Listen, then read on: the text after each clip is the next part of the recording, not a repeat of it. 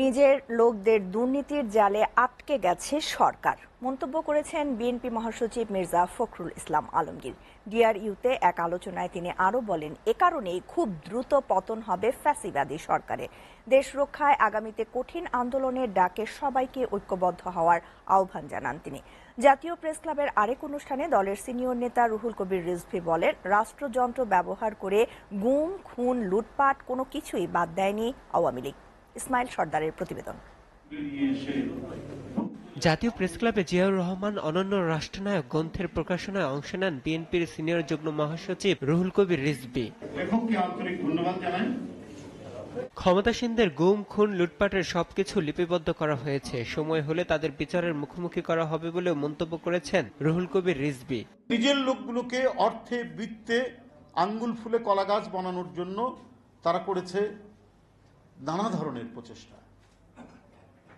আজকে বিভিন্ন উন্নয়নের কথা বলে তাদেরকে সুযোগ দেওয়া হয়েছে। এই উন্নয়ন যে ফাঁপা, এই উন্নয়ন যে আসলেই লোক দেখানো, সেটা তখন টের পাওয়া যাচ্ছে। এদিকে রাজধানীর রিপোর্টার্স ইউনিটিতে শহীদ রাষ্ট্রপতি জিয়াউর রহমানের ৪৩তম শাহাদাত বার্ষিকী উপলক্ষে আলোচনা সভার আয়োজন করে জাতীয়তাবাদী মুক্তিযোদ্ধা দল। হাজার হাজার কোটি টাকা খরচ করে যে দেখানো উন্নয়ন হচ্ছে তা ঘূর্ণিঝড়ে ফাটল ধরেছে বলে মন্তব্য করেন অনুষ্ঠানে অংশ নেওয়া বিএনপির নেতারা। তার নামে যদি এই হয়, তাহলে শেখ হাসিনা একজন দুর্নীতিবাজকে প্রমোশন দিয়েছিল, সেই কারণে তার পদত্যাগ করা উচিত। ওই যাওয়ার উপক্রম হয়েছে। মোদি যেদিন যাইব গা, শেখ হাসিনা ৬ মাসের মধ্যে যাইব গা। ৩-৪ জায়গায় ফাটল দেখা দিয়েছে, সেগুলোকে পলিথিন দিয়ে ঢেকে রাখা হয়েছে। প্রশাসনকে এসে ফ্রিডম দিছে, তোমরা যা ইচ্ছা করো, চুরি করো, বাটপারি করো, যা করো, খালি বিএনপিতে থাকাও। একটা সময় আসবে যখন আর শেখ হাসিনা আপনাদেরকে ওন করবে না। আজকে সেই অবস্থা হয়েছে। আওয়ামী লীগ যখনই ক্ষমতায় গেছে তখনই লুটপাট হয়েছে। আওয়ামী লীগ যখনই ক্ষমতায় গেছে তখনই মানুষ আতঙ্কিত হয়েছে। আওয়ামী লীগ ক্ষমতায় গেছে তখনই দেশের স্বাধীনতা সার্বভৌমত্ব বিপন্ন হয়েছে। ঘূর্ণিঝড় রেমালের আঘাতে মৃতজনদের প্রতি গভীর শ্রদ্ধা প্রকাশ করেন অনুষ্ঠানের অংশ নেওয়া বিএনপির মহাসচিব মির্জা ফখরুল ইসলাম আলমগীর। এ সময় তিনি ক্ষতিগ্রস্তদের পাশে দাঁড়ানোর আহ্বান জানান। ঘূর্ণিঝড়, সেই ঘূর্ণিঝড়ে প্রায় ১৬ জন নিহত হয়েছেন, অসংখ্য মানুষ আহত হয়েছেন এবং অসংখ্য বাড়িঘর ধ্বংস হয়েছে এবং ক্ষতি হয়েছে অপরিসীম।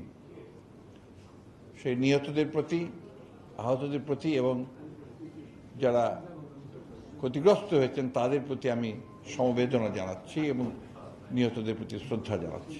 বক্তব্যে মির্জা ফখরুল ইসলাম দাবি করেন, আওয়ামী লীগ সরকারের যাওয়ার সময় খুব সন্নিকটে। টাকার ভারে মারা পড়ার অবস্থা একজনের। সময় হয়ে গেছে, ঘোরাঘুরি অনেক করেছেন, বহু করেছেন, এখন দয়া করে ঘোরাঘুরি বন্ধ করে সঠিকভাবে যেন আপনার দাফন টাফনটা ঠিক মতো হয়, আপনি যেন মানুষ আপনাকে মনে রাখতে পারে, সেইভাবে কিছু চিন্তা ভাবনা করে আপনারা সিদ্ধান্ত নেন।